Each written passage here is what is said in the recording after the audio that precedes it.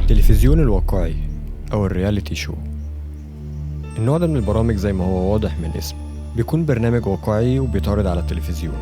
بيجيبوا شخص ويصوروا كل تفاصيل حياته من غير سكريبت ومن غير مونتاج. كاميرا شغالة 24 ساعة وبتصور كل حاجة بتحصل، وكل شيء بيتذاع في بث مباشر على التلفزيون.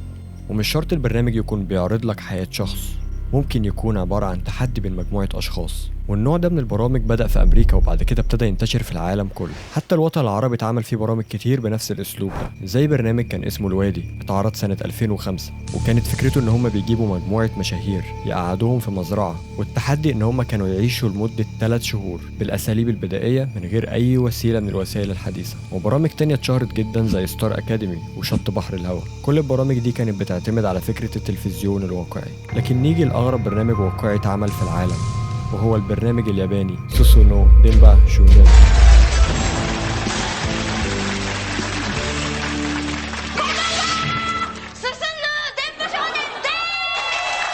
البرنامج ده بدأ يتذاع سنة 1998 واتشهر جدا في وقت قليل، وده بسبب التحديات الغريبة اللي كانوا بيعملوها مع المشاركين واللي كان فيها نوع من أنواع التعذيب. وكل موسم من البرنامج كانوا بيفاجئونا بتحدي أغرب من اللي قبليه. في الموسم الأول جابوا 2 ورموهم على جزيرة فاضية في وسط البحر، والتحدي ان هم يعملوا سفينة او مركب يخرجوا بيها من الجزيرة دي. وطبعا علشان ينفذوا المهمة دي قعدوا 4 شهور كاملين. لكن في الاول وفي الاخر الغرض من البرنامج كان الترفيه، لحد لما عملوا موسم كان من اغرب مواسم البرنامج، واللي كان بسببه البرنامج اتوقف في سنة 2002. الموسم ده اتعمل سنة 1998، وكان فيه من ضمن المرشحين واحد اسمه تومواكو هاميتسو، واللي كانوا بيلقبوه باسم ناسوبي، واللي معناها البتنجانة. وكمان شوية هتعرف ليه خد اللقب ده يعني، بس حاول ما تضحكش. المهم ان ناسوبي ده كان واحد من مجموعة مرشحين للبرنامج، وكان بيقول ان هو حلمه يكون كوميديان مشهور، وكان شايف ان موهبته تأهله ان هو يتقبل في البرنامج. وفعلا ناسوبي كان هو الشخص الوحيد اللي اتقبل في البرنامج، وإدارة البرنامج وعدته ان هو لو فاز في التحدي هيفوز بجائزة قيمتها 1,000,000 ين.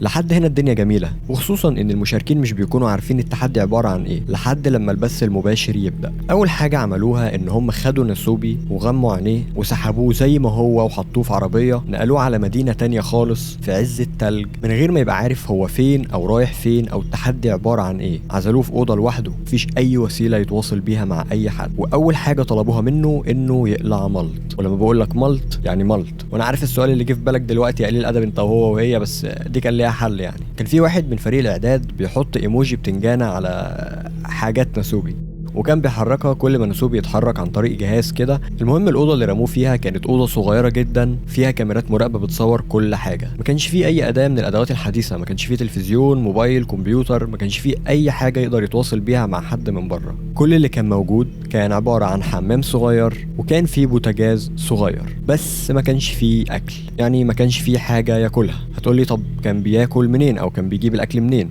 هنا بقى نيجي للحاجة التالتة، ودي اللي كانت منتشرة في الأوضة بشكل مرعب. وزي ما انتم ملاحظين المجلات دي هي عبارة عن طوابع او بيكون فيها ورق اليانصيب، ولما ناسوبي كان بيجمع عدد كبير قوي منها إدارة البرنامج كانت بتبعت له اكل بقيمة النقط اللي هو قدر يجمعها. ولو جمع هدايا بقيمة 1,000,000 ين بيخرج من الأوضة وياخد 1,000,000 ين وحياته ترجع لطبيعتها. في الأول إدارة البرنامج قالت لناسوبي إن البرنامج ده مش هيكون بث مباشر، ودي كانت أول كذبة كذبوها عليه، لأنهم خلوا البرنامج بث مباشر وكان فيه 17 مليون شخص بيتفرج على البرنامج. وطبعا بما إن هو كان معزول عن العالم فما كانش يعرف أي حاجة من الحاجات دي. المهم إن بعد كام ساعة من بداية البث كان ناسوبي بدأ يحس بإحباط، لأن هو ما كانش جمع ولا نقطة. كان مفكر إن الحوار سهل وهو هيحل كام لغز وخلصت اللعبة، لكن الموضوع طلع أكبر من كده بكتير. وفي نهاية اليوم كان ناسوبي قدر يحل كام لغز واتبعت له هدية بسيطة، وهي عبارة عن أكياس جيلي صغير. طبعا هو بدأ ياكل فيه لأن ما كانش فيه قدامه أي حاجة تانية تتاكل غيره. بعدها بشوية رجع كمل شغل وحل شوية ألغاز جمع بيها كام نقطة، فبعتوله شكارة رز كبيرة. وطبعا كان في قمة سعادته لحد لما أدرك إن هو ما عندوش أي أداة من أدوات المطبخ اللي تساعده إن هو يطبخ الرز ده، فأكله ني. وقعد فترة طويلة جدا على الحال ده، ينام يصحى يجمع طوابع يحل ألغاز ويستنى أي هدية تجيله. لكن كل مرة ناسوبي كان بيعدي من مرحلة لمرحلة كان بيكسب جوائز تافهة جدا ملهاش أي لازمة. وبعد فترة بدأ يخسر وزنه، وده بسبب قلة الأكل، أو بمعنى أصح هو ما كانش فيه أكل أصلا. وطبعا في الوقت ده كان ناسوبي محتاج الاكل اكتر من اي شيء، لحد في يوم ما بعتوله صندوق كبير جدا. وطبعا ناسوبي اول لما شاف الصندوق توقع ان هما بعتوله مخزون اكل كبير جدا، لكنه اتفاجئ لما فتح الصندوق ولقى جواه عجلة. وبكده كانوا بدأوا يلعبوا معاه لعبة التعذيب النفسي. كان يبقى قاعد يروحوا باعتله دليفري ويقول له الاكل بتاعك، وبعد ما ينبسط جدا ويفرح يقوم الدليفري واخد الاكل تاني ويقول له العنوان غلط. بعدها قعد مدة طويلة جدا من غير اكل، فبعتوا له اكل كلاب، واضطر ان هو ياكله لان ما كانش فيه حاجة تاني قدامه غير الاكل ده. ناسوبي كان وصل لمرحلة ان هو بدأ يكلم نفسه، وكان بيعمل تصرفات غريبة، وده معناه ان هو خلاص اتدمر. وفي يوم جاله عروسة لعبة هدية واعتبرها صاحب ليه، وفضل يلعب معاها ويرقص زي المجانين.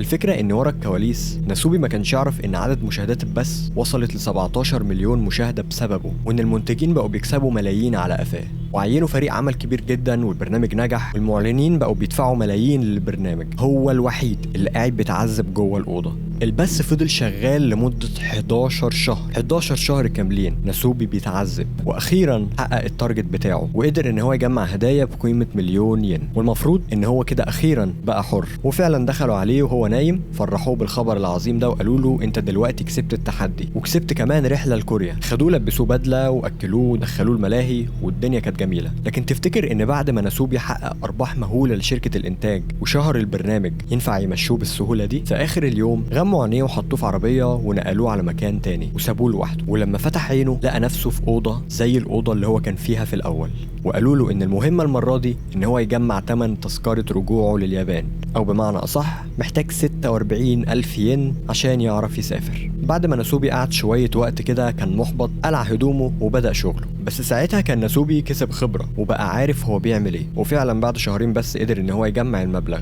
لكن إدارة البرنامج ما عجبهمش الوضع وقالوا يصعبوها عليه شوية. قالوا له ان الفئة الاقتصادية مش هتكون كويسة، فمحتاج يجمع فلوس تاني علشان يسافر في فئة رجال الأعمال، ودي تكلفتها تقريبا 57,000 ين. こんなに頑張ったのにエコノミークラスとはあんまりだ。そこでビジネスクラスにランクアップということはゴールの金額もランクアップということはゴールの 57,300 円まであと 9,500 円。頑張れナスビ。 ولما حقق الهدف غيروا الاتفاق تاني وطلبوا منه يجمع 81,000 علشان يسافر في الفئة الأولى. こんなナスビを見てスタッフにはどうしても気になることがあった。こんなに頑張ったのにビジネスクラスとはあんまりだ。そこでファーストクラスにランクアップということはゴールの金額もランクアップということはゴールの 81,600 円まであと 19,800 円。頑張れナスビ。 والمرة ديت بعد ما حقق الهدف إدارة البرنامج ما كانش عندهم أي حجة تانية إن هم يقعدوه، فغموا عينيه وركبوه الطيارة، والمفروض إنه كان هيرجع على اليابان. لكن لما ناسوبي فتح عينه لقى نفسه في أوضة تالتة شبه الأوضتين اللي فاتوا، وتلقائيا هو عرف مهمته. قام من غير ما ينطق بكلمة، قلع هدومه ولسه هيبدأ شغل. المفاجأة هنا إنه لقى حيطان الأوضة كلها بتقع، واكتشف إنه على مسرح وفي آلاف قاعدين بيتفرجوا عليه، ده غير البث اللي كان بيتفرج عليه ملايين. طبعا الصدمة اللي على وشه دي كانت لأن هو ما كانش يعرف إن في حد بيتفرج عليه. مشكلة البرنامج ده أو البرامج المشابهة ليه إن هي بتعتمد في الجزء الترفيهي بتاعها على استغلال الناس وتعذيبهم مقابل الفلوس والمشاهدات. برنامج زي دوت جاب شخص جردوه من لبسه، حرموه من الأكل والشرب، قطعوا علاقته بالعالم كله، منعوه إن هو يتواصل مع البشر، بعد كده أهانوه بالشكل ده. على الأقل كان لازم حد من الملايين اللي بيتفرجوا يعترض أو يكون ليه رأي مخالف، لكن ده ما حصلش. والأسوأ إن المخرج مرضيش يعتذر، وكان شايف إن اللي عمله ده شيء عظيم جدا وإن هي مصلحة متبادلة، وناسوبي كسب الشهرة اللي كان بيحلم بيها فعلا. وطبعا البرنامج اتوقف في سنة 2002 واتمنع من العرض.